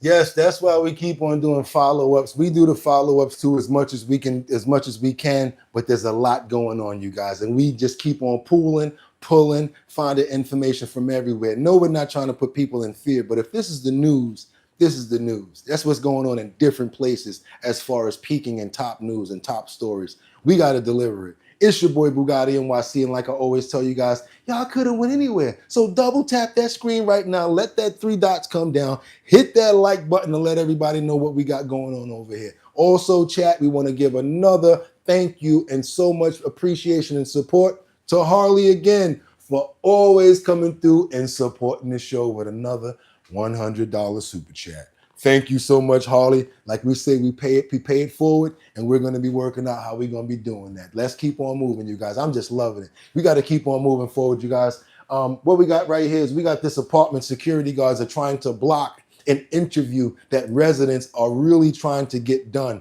These are elderly people who have been trapped in their homes for months already, guys. I'm talking about one lady said she hasn't been able to go to her doctor's appointments. There's another lady that says she ain't been downstairs but like maybe one time in a month, and it took her almost a whole day to get down the steps because they're elderly. And guess what? The elevator don't work because they're waiting for a part.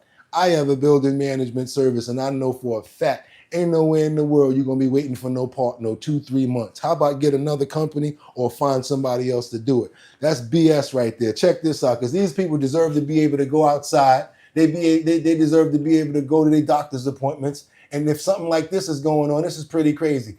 And then you got the apartment security trying to stop the people from going in to investigate. Let's go into this situation where these elderly people are being locked into their own homes because of a broken elevator. Tonight, a U.S. congressman and other politicians are putting pressure on a senior living apartment complex to fix their broken elevators soon. We've been telling you some residents have been stuck in their upstairs apartments for months.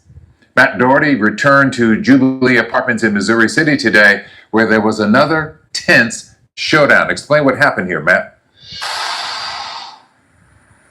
We weren't exactly sure what was going to happen today. The residents wanted us to come look and see that some of them were still stuck up there on the upper floors, but the security guards, they did everything they could to keep us from getting inside. You cannot be on private property if they don't want you on private property. We can if there's a tenant who is leasing You cannot an be apartment. on private property. They don't. Of course tell you what. From the moment we arrived at the Jubilee Senior Apartment Complex in Missouri City this afternoon, it was clear the property owners did not want us there. You cannot come on the property. Officer, We've been invited No. by the tenants. I've explained it why to don't you simply call Doing our job at the same time. So you want me to lose my job because y'all want to come in? But what you're saying, He basically trying to say you can't come visit somebody that call you. You can't do that. That's illegal. You can't stop somebody from coming to see somebody. Get out of here. That's because you don't want them to see what's really going on at Jubilee, huh? You don't want it on the news. is unlawful. Officer, let me ask You're you a this. peace officer. You're misquoting the law. No, we're not. The standoff with the security guards lasted a little more than half an hour. They eventually called Missouri City Police, who showed up and told the guards what we'd been telling them all along. Watch. That they can't discriminate against us because we're members of the media. Exactly. If a tenant invites us into their apartment, we're allowed inside. I can't believe what's happening today. Congressman Al Green, along with State Representative Ron Reynolds and Missouri City Council member Jeffrey Boney, are trying to get the elevators repaired. According to residents, they've been down for months. God forbid a fire or something, then I can't get him out of here. Because I can't get him down the stairs. Betty Benford and her wheelchair-bound husband live on the second floor. She says her husband, like many of the other tenants, haven't been outside for 2 months. Once inside, we took the 80 steps to get to the fourth floor. Miss Henrietta, Right down the hall. She right can't here get down. next door, she can't get down. Miss Henrietta is 85 years old. I haven't been downstairs in 2 months. She had to cancel her doctor's appointment last week. I just missed my appointment on last Tuesday, and I told them why I would have to cancel because I can't get up and downstairs. She says she's been relying on friends and neighbors for what she needs. Miss Henrietta tried to make the stairs one time. We had to rest about 3 or 4 times before we got up to this 4th floor. In a letter to Congressman Green, property managers claim they've checked on residents and offered temporary housing when the elevator is down. But several tenants told us that's not true. Management says they're waiting on a part and don't know when it'll arrive. Local leaders say they're now reviewing the property's tax credits and what action needs to be taken next. That's good. They're looking at the tax credit because now when you start messing around with the money, they're going to be like, oh, let's get this elevator fixed because we ain't trying to mess up none of that other money because the breaks that we get. That's right. Sometimes you got to hit them where it hurt. And messing around with old people, I don't got no respect for that. I hear you guys in the comments talking about Al Green. Guess what? Let's let him get a pass for what he's doing right now. I don't like him too much myself, and he's kind of out there as well. And there's a lot of people that you may not particularly choose or go for. But in this instance, can't really be mad at the fact that he's actually helping the elderly people and getting them at least a voice and using this platform to get it out there. So yes, we appreciate what's going on here, and I'm going to keep you guys updated. Does not make sense that these people can't get downstairs. There's people in the comments right now talking about elder abuse, and that's what it seems like it is. Al Green, what a joke. I got you. I'm going to read it. I'm a supporter. Brass, Newark, New Jersey. We in the spot. That's what's up. Thank you so much. What else we got? They're going to hear an answer to God for the treatment of his children. There you go. I like that one. Special K says it's not the elderly's fault at all. There you go. Job 49 says if he can help them, okay. There you go. Smart comment. Steve Harvey. No, I don't. This ain't a Steve Harvey suit. I told you we don't mess with those. So we don't mess with those Steve Harvey suits. We wear the other ones. What else y'all got for me over here? Those waves, brother. Woo! They spinning, dog. They spinning. That's right, for helping the world. Check this out, you guys. You know what I like to do over here with our platform? Since those stories don't get as much promotion as they should, we like to put those stories on this platform so many more people can see it and know what's going on. That's why I put those stories over here, because I don't think it's right for the elderly to be treated that way. I love the elderly. I can't even front it. I got this thing in my heart where I just don't play around with them, and I do not like when people try to take advantage of older people. No, that's our wisdom right there, and we got to take care of them, so I don't play that. We're going to keep on moving forward because now we got pow, pow. Imagine you come up to your house. You're looking for your car. It's gone. You say, you know what, I'm going to walk the neighborhood. You go right around the block, the next block, and you see your car parked in front of somebody's crib. Many people might take this a certain way. This guy took it a whole nother way. All I'm gonna say is shots fired after a man fires his stolen car. He had a confrontation with the suspects around the corner from his house. Didn't go as well as they thought it was gonna go. And I think this was some teenagers again. Like, you gonna steal a car? What you doing going around the corner and parking it around there? I mean, seriously? You got to be I'm not going to talk about it. I'm going to let them show you what's going on here. This is News Channel 3 at 4:30. Topping the headlines at 4:30, an overnight car theft leads to a shootout in South Memphis, leaving a teen injured. Thanks for joining us. I'm April Thompson. Alex has the afternoon off. WRAG's Tia McKenzie spoke to a community activist about the crimes involving teens. Some say crimes involving children are out of control and something needs to be done at the local Everywhere, level. The latest everywhere. incident started here in the 600 block of East Devant Avenue just after 2 a.m. Police have been here in this South Memphis neighborhood for several hours, searching for evidence that can help solve this case. A police report states that a couple noticed their 2019 Hyundai Elantra was missing from the front yard and went to locate the car one street over on McKellar Avenue. That's where they were met with violence. A 16-year-old was shot in the leg before being transported to LeBonner Children's Hospital. A suspect was taken in for questioning, as well as the victim, who police now say is also a suspect. Some say there aren't enough resources for youth in the city and that the local administration needs to step up and fund activities for kids. Everybody keep telling me ain't nothing we can do. Here's something you do. You did something when you were running for office. You did something then. Knocking on my door, taking pictures with me, going everywhere. So where you at now? The string of violence comes at a moment when all eyes are on Memphis. Just days ago, ESPN's Stephen A. Smith made jarring remarks about NBA players not wanting to live, work, or play in the Bluff City due to crime. It's dissuasive to NBA players. They have talked about it. I know, they've told me. Just this past Tuesday, a 17-year-old was shot in Whitehaven and a 1-year-old was injured after being grazed by a bullet on I-240 Sunday. Moore believes the best way to take a stand is by taking to the streets to do outreach. One problem I see is that everybody's having meetings. We have some great meetings all over this city, but we are not in the street no more like we used to be. This is an ongoing investigation. Reporting for your news leader in South Memphis, Tia McKenzie, WRAG News Channel 3. Memphis. I understand what they're saying, but it stems from the beginning of the story to me. You said it was a teenager, right? Let me ask you guys a question. Where the HELL hockey sticks is his parents? The ones that's supposed to be watching him. How you got somebody that's living in your house that stole a car and got it parked in front of your house? Where's his parents at? Where's his parents at? For real. That's where it starts at. How about that? We understand you got to take to the streets and you want to petition and you want a speech and all of that. But your parents are the ones that's supposed to set you straight before you leave the house. CS, class, respect, honor, respect for yourself, respect for other people. Remember that little line that we used to get when we were younger, you guys, when your parents used to say, don't be making me look bad when you go out here. Don't be making me look stupid, because I'm going to tear you behind up. You got to have class, not only for yourself, but for other people. You got to have respect for elderly, older people, as well as yourself. But we don't have that no more. And the little things like style, what else? Keeping yourself up and looking a certain way. All of that is looked at and frowned upon nowadays. I'm telling you guys, a bunch of knuckleheads running around nowadays, and that's where it starts from. Right here. You see this right here? Home.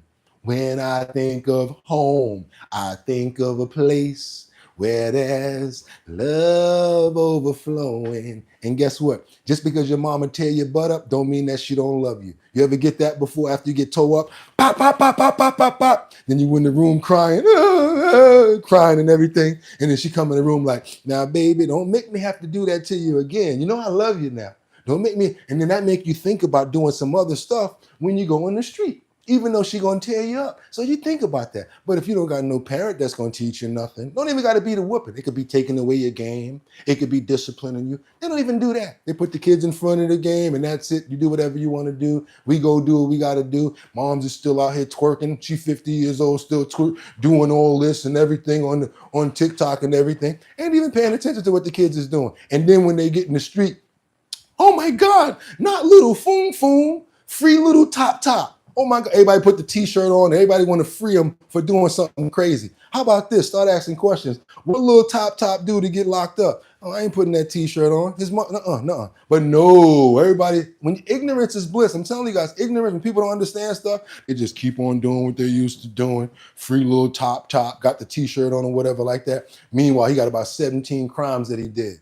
People don't pay no attention to what's going on out here, you guys. That's why you worry about your own home. Worry about your children. And then when they come out into the street, they'll be good because you've already trained them and to know what to do. But a lot of people aren't doing that. Has a lot to do with what? Common sense. What y'all got over here? Please stop saying single mothers, please stop. I didn't say that. I did not say that because my mother was a single mother. 901. We got Yup. We also got King and Nikki Barnes. And let me tell you something. My mother was official when it came down to that.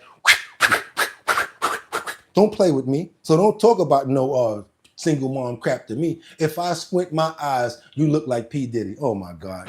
Get a better line, man. Get better. What happened? He got the whole world in his head. He got the whole world. Look how big my head is. Come up with better jokes than that. If your joke is not better than mine, keep that to yourself, man. Come on, let me give you another one. What we got over here? We got this situation over here where we got this former Lee County deputy that escaped again from jail because he's used to it. Know the code for the door and everything, y'all. How this man know how to get? He walked up to the door, beep, beep, beep, beep, beep, walked through that door, beep, beep, beep, beep, beep, through the next one, and walked through another door, and he's free now, y'all. Check this out. Lee County, this dude here used to be a police officer, a detective. Now he's on the run. I don't know if they got him yet. Oh, this story really want to pop up right here. I can't wait to give it to you, but this ain't the one yet. Let's go on and get to this Lee County situation right here. I want you guys to see about this former deputy that escaped jail by walking out. A former Lee County deputy turned jail escapee, a man who once swore to uphold the law, now at the center of a security breach. Good evening, I'm Kelly Burns. Authorities say that Matthew Corbello, a former Lee County Sheriff's deputy, used insider knowledge to walk out of the Lee County jail after his arrest on DUI charges. Investigator Dave Elias is outside the Justice Center in downtown Fort Myers to explain how the escape happened. Well, Matthew Corbello, once part of the Corrections Division, I'm told, pressed a few buttons on these doors and then passed right through the security doors and escaped from one of the most monitored buildings in Southwest Florida. It is an escape that's stunning even the most seasoned law enforcement veterans. This is the facility where Matthew Corbello, a man who used to work inside the walls, used that same experience to walk right out. Authorities say that Corbello, who resigned just months ago in April, was booked here for a misdemeanor DUI, labeled a disorderly inmate. But it's what he did next that's causing outrage and even embarrassment. According to the booking report, he approached an interior door. He pressed the release button, then moved through a second door, and then, in a moment of timing, walked out through a third door that an unsuspecting employee opened from the outside. He didn't have his wristband. He didn't need any help. He just walked away and was caught hours later. Corbello, seen here, was under investigation for allegedly abusing his children. A neighbor told Gulf Coast News she saw him dragging her by the hair. He dragging his daughter, pulling her by her hair, pulling her by her arm, like try to cover her mouth to not talk. Now, the Lee County Sheriff's Office released a statement calling it a brief flight. But tonight, the big question remains, is who, if anyone, will be held accountable, and how will the jail prevent this from happening again? His estranged wife had this reaction when I contacted her. That should terrify everybody that we have a former Lee County Sheriff officer who thinks that he is so far above the law that he can just do what he pleases when he wants to. Now, I did talk to Matthew Corbello by phone today. He told me that he wanted to make no comment at this time. He does, however, remain free on $30,000 bond. After escape, you're supposed to get offered another 7 years for escape. That's crazy right there. What are they playing favorites with this guy because he used to be a correctional officer? That's pretty crazy. And Harley, again, thank you so much for all the love and support that you show for the show. You guys do your boy a favor, do me a favor, and let's thank Harley for always showing major support for the show. And we really appreciate you, Harley. Thank you so much for the love and support that you constantly show us over here. You guys, I want to know, what do you guys think about this clip? What do you guys think about this, what we just saw just now? Isn't that pretty crazy? He just walked up to the door, beep, beep, beep, beep, beep, beep, beep. How about this? And they keep on saying, what are we going to do to deter this? How about change the damn code to the lock? That's all you got to do, and tell the people to pay attention. First, he got through one door. Then he got through another one. And then they said an employee let him out. So when you know something going down like that, that's like a jewelry store. If you see somebody hanging out by the door, and then when you get buzzed in, they go out, you should be expecting that place has already got hit. Seriously, because that dude is just waiting to get out of there. Real talk. So yeah, that's a bad situation right there, but we got to use common sense, you guys. And from what I'm seeing here, they weren't using too much common sense as far as like, former person, maybe we need to change the code to the ADP, to the lock on the door. Okay, guys, we got to keep on moving forward because now we got this woman. You know how Miami is, right? Come on over here, Miami. We got the parties. We got the music. We got the shots. We got the Don Julio. Everybody having a good time. And then next thing you know, you meet a little Spanish mommy brothers. Y'all know how it is, fellas. Y'all meet the little Spanish chick. You know what I'm saying? Y'all want to take her back to the room and all of that, her and her homegirl. You about to get lucky, you feel me? Man, you ain't getting lucky. You going to sleep. Rockabye and good night. Go to sleep, grown-ass man. I'm about to rob and take your watch and all the dough that I can. So y'all got to be careful taking the wrong people to your hotel room, to your house, because guess what? They're going to put something in your drink, and while you like this, with your butt up in the air, they going through all your stuff. Yeah, check this out right here, especially if they look a little pretty like this one here. This is how they bait you, fellas. They look all pretty. They have the nice tight skirt on and everything like that. They paying you a whole bunch of attention, and then this happens. And this was a night out that took a turn. Investigators alleging this 26-year-old swiped thousands from the victim as he showed signs of possibly being drugged. You're arrested for burglary to an occupied dwelling, a second-degree felony, and grand theft, a second-degree felony. That's Bianca Thurp facing a Miami-Dade judge accused of stealing thousands from a man back on the 11th of this. Come on, y'all. Y'all know y'all get caught up by Medusa here. Y'all know y'all get caught up by Medusa. Y'all know what it is. Y'all know I got the company called Medusa just for people like this.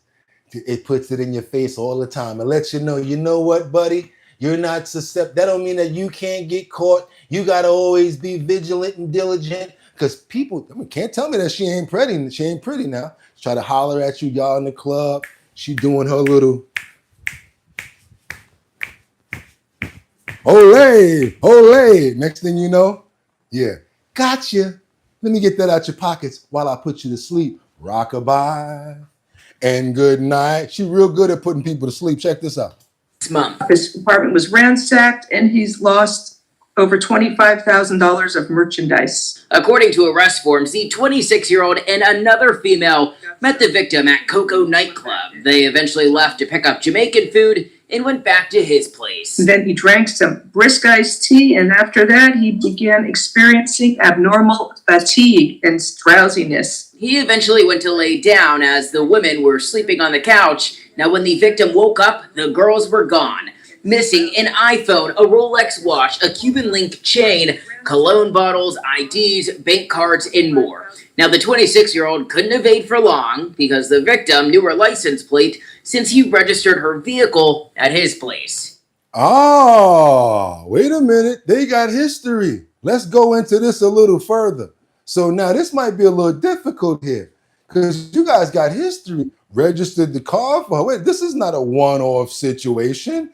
You guys have been dealing with it. Maybe she looked at you as a mark and said, you know what? Tonight, me and my homegirl are going to hit those pockets. Story might get a little deeper here because now they peeling the onion a little further back now. Let's go, y'all. PD eventually busted her. She didn't want to talk to anyone but a lawyer. Count 2, there's probable cause for grand theft. That bond is $75,000.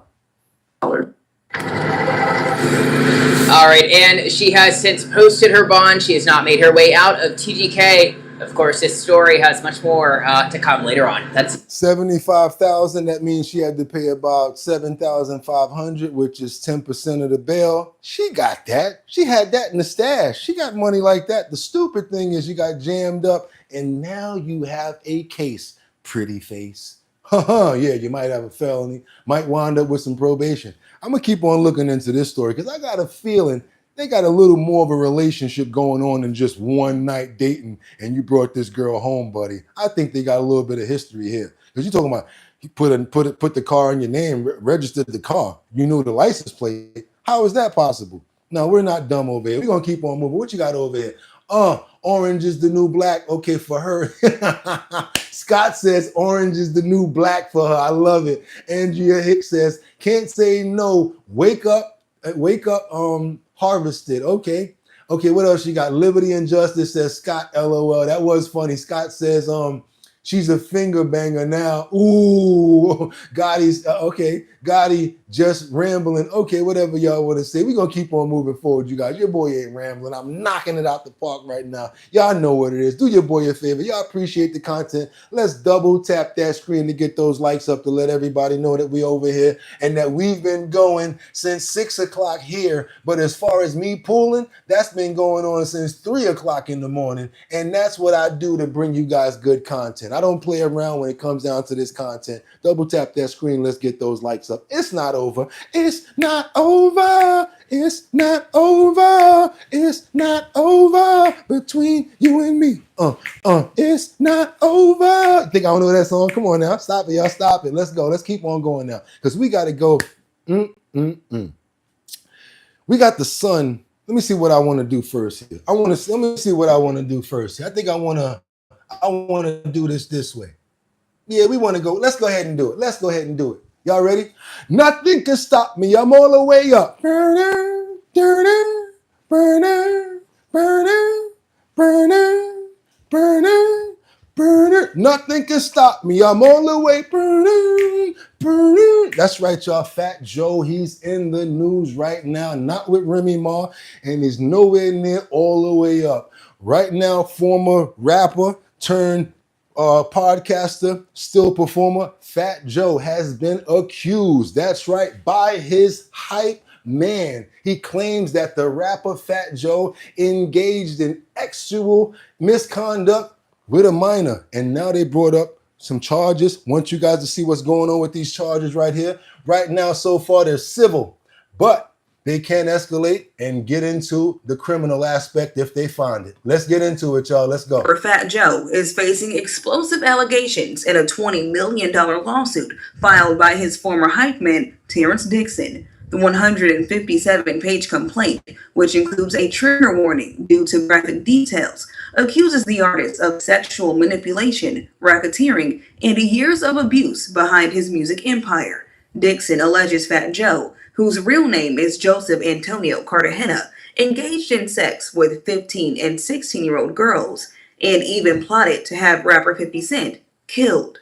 He also claims he was coerced into sexual situations with women Fat Joe brought back to hotels, some allegedly watched and filmed. Legal expert David Schwartz says the lawsuit could have serious legal implications beyond the civil courtroom. But it's looking very similar to the Sean Combs case in that it could spur on a criminal investigation into the coercion into these acts, especially one of the allegations are some of the sexual acts they were engaged with 15-year-olds. So now you have statutory rape being alleged within the context of a civil complaint. Schwartz says the case will depend on whether there's solid evidence to back up Dixon's claims. If there were third parties involved, which purportedly there were, those witnesses need to be deposed and spoken to. You may have documentary evidence. You may have video evidence. Documentary evidence. I'm going to tell you guys right now. The name of this person that brought this case, his rap name is the legendary T.A. The legendary TA, who's been claiming this for a long time. He literally says that he's the one that wrote all of Fat Joe's songs, all the way up, all of the hits. But after Big Pun passed, he's the one that took the pen game, and Fat Joe was getting his songs written by the legendary TA. If you guys want to see the actual video clips, we'll go to a partner here who's called Panda Chop News. That's right, Panda Chop News. You're going to get a chance to see TA doing videos, interviews with Panda Chop, talking about these exact instances. That's right, TA, the legendary TA, Panda Chop. I have no problem in sharing the information because that's going to get you guys more, whoever's interested in it. Panda Chop News, and you'll see exactly what led up to this, because I was surprised that this came to this far, but I know the entire backstory because of Panda Chop. Check out Panda Chop when y'all get a chance. Let's get to the rest of this and get the end of it. The lawsuit further claims that Dixon played a creative role in the development of several commercially successful songs, contributing lyrics, melodies, and vocals, but was allegedly denied fair compensation and excluded from receiving royalties. A lawyer for Fat Joe claims the suit is retaliation after they sued first for slandering the rapper on social media. In a statement, attorney Joseph Tacopina says the lawsuit filed by Tyrone Blackburn and Terrence Dixon is a blatant act of retaliation, a desperate attempt to deflect attention from the civil suit we filed first, which exposed their coordinated scheme to extort Mr. Cartagena through lies, threats, and manufactured allegations. Tacopina adds that the allegations are complete fabrications intended to damage Fat Joe's reputation. Before this came out, TA has very detailed information, detailed dates, where they were at, contact information as far as dialogue that was said on those nights. Basically, TA was not only the hype man, he was this guy to Fat Joe. Yo, go get us some girls. Because the rapper's not going to be the one running around trying to find the girls, right? Allegedly, TA said my job was to go find the girls. But TA, guess what, bro? You might be in some trouble too. Thinking about civil, they might have to bring in you, especially if you said that you saw these instances going down and if you may have been a part of them. Just got to be fair about it, brother, and let you know what could be coming in your direction, unless they gave you some sort of what?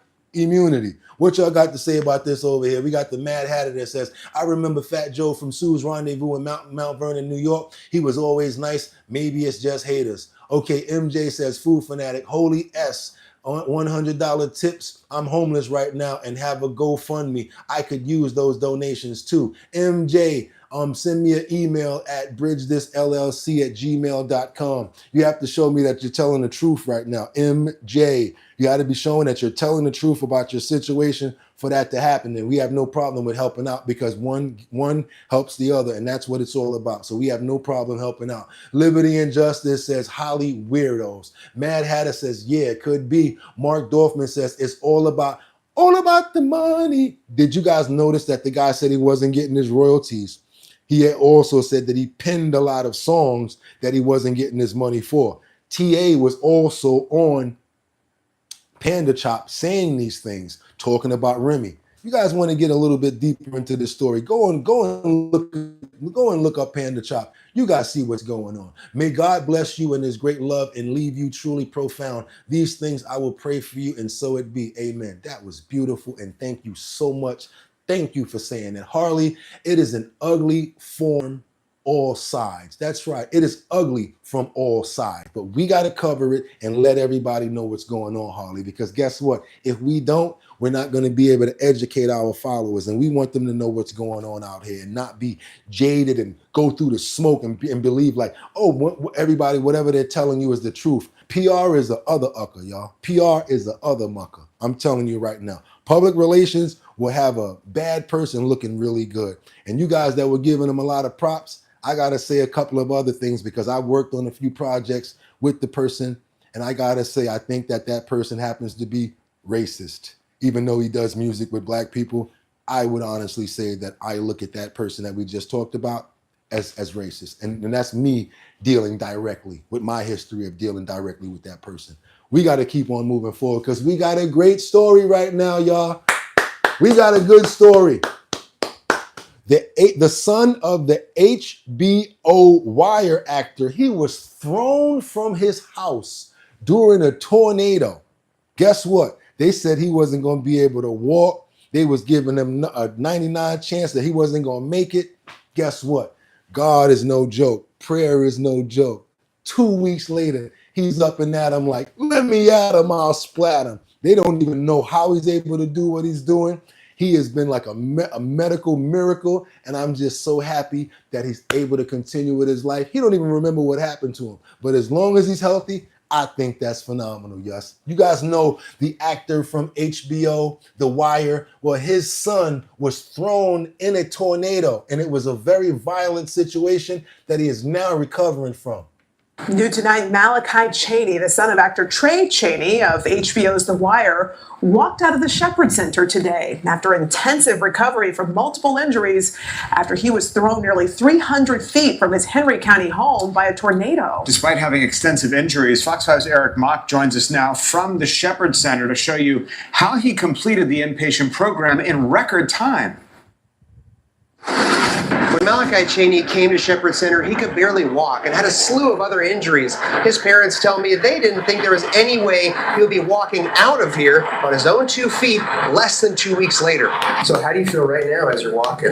As I'm walking, it feels like how I walked before all of this. Knowing what Malachi Chaney went through, it's incredible to see him on his feet again and sitting down for a TV interview. Me talking to you right now is really something based off of what they told me would happen. I didn't think that would be possible. Like, it's really insane just being on Earth right now. On May 29th, an EF2 tornado hit the Chaney's home directly. It almost buried his father, actor Trey Chaney, under rubble, while it threw Malachi around 300 feet into a wooded area. The experience so traumatic, it's gone from his memory. I don't remember the day that it happened. I don't really remember that week, and I don't remember the 2 weeks at Grady. I don't remember any of that at all. But his mother, Chaney, still remembers that gut punch when she came to find her house in rubble and her son nowhere to be found. It was like gone, and they still hadn't found Malachi.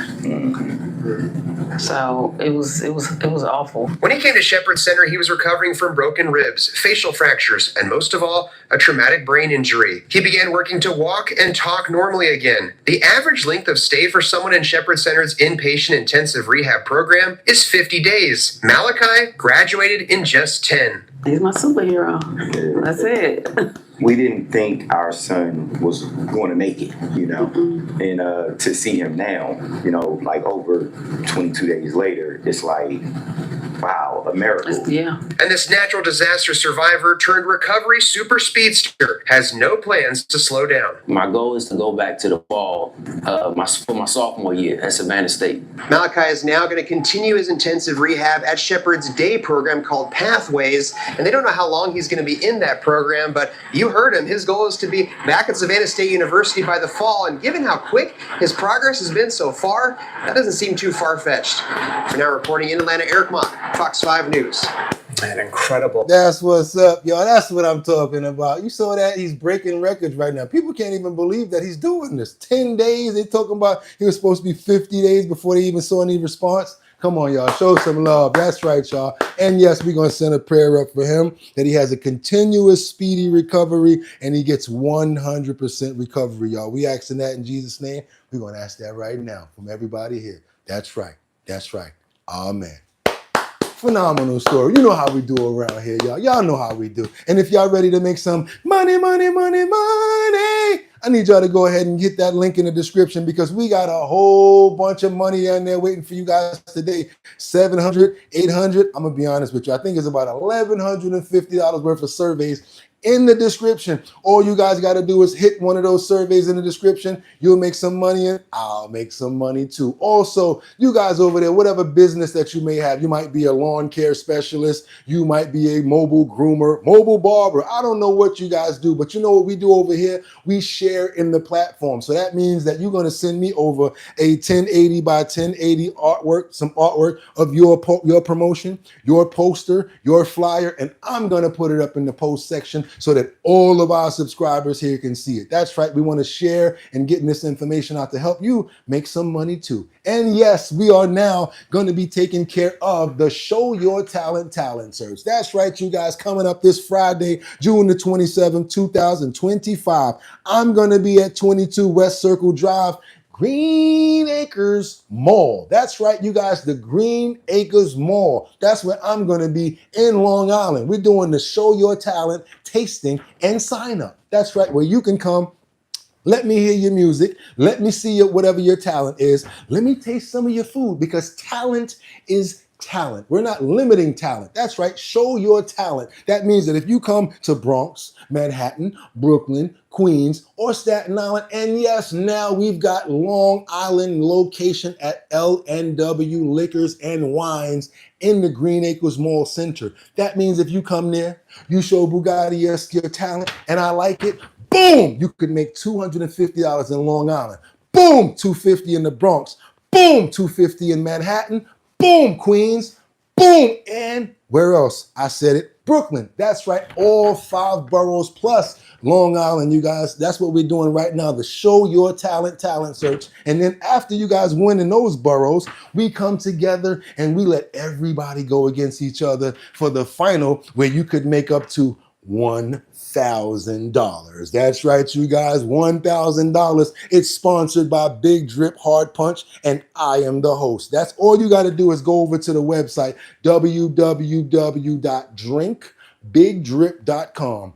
Join the mailing list. Make sure you're over 21 and you've already signed up to be a part of the Show Your Talent Talent Search. You have to show what borough you're from, because we don't want to have people borough surfing, go to the Bronx and win, go to the Queens and win. No. We have one winner per borough, and that's how we doing it over here. And with that, you guys, you know what I'm gonna say. This is your last chance to go ahead and like, subscribe, and go ahead and become a member to the channel, because we're trying to get those numbers up. And y'all could have went anywhere, but it's Sunday. You guys need to go outside, get some air, drink some water, experience the good flow of some green and some flowing of some nice, good oxygen. That's right, because we got to get ready for next week. It's not about yesterday. It's not about today. It's about moving forward and continuously doing things right. Problems present opportunities, and you guys know what we do over here. We keep on banging at that nail until we perfect it and we get it right. And with that being said, you guys, thank you, Harley. Thank you, Rebecca. Thank you, Job for 9. Batty Lynn, you guys, I could not do it without you. I got people like, who else I got up in here? Rowdy, Augustin, Liberty and Justice. Casey, I hope you grab one of those rent. I see you got one.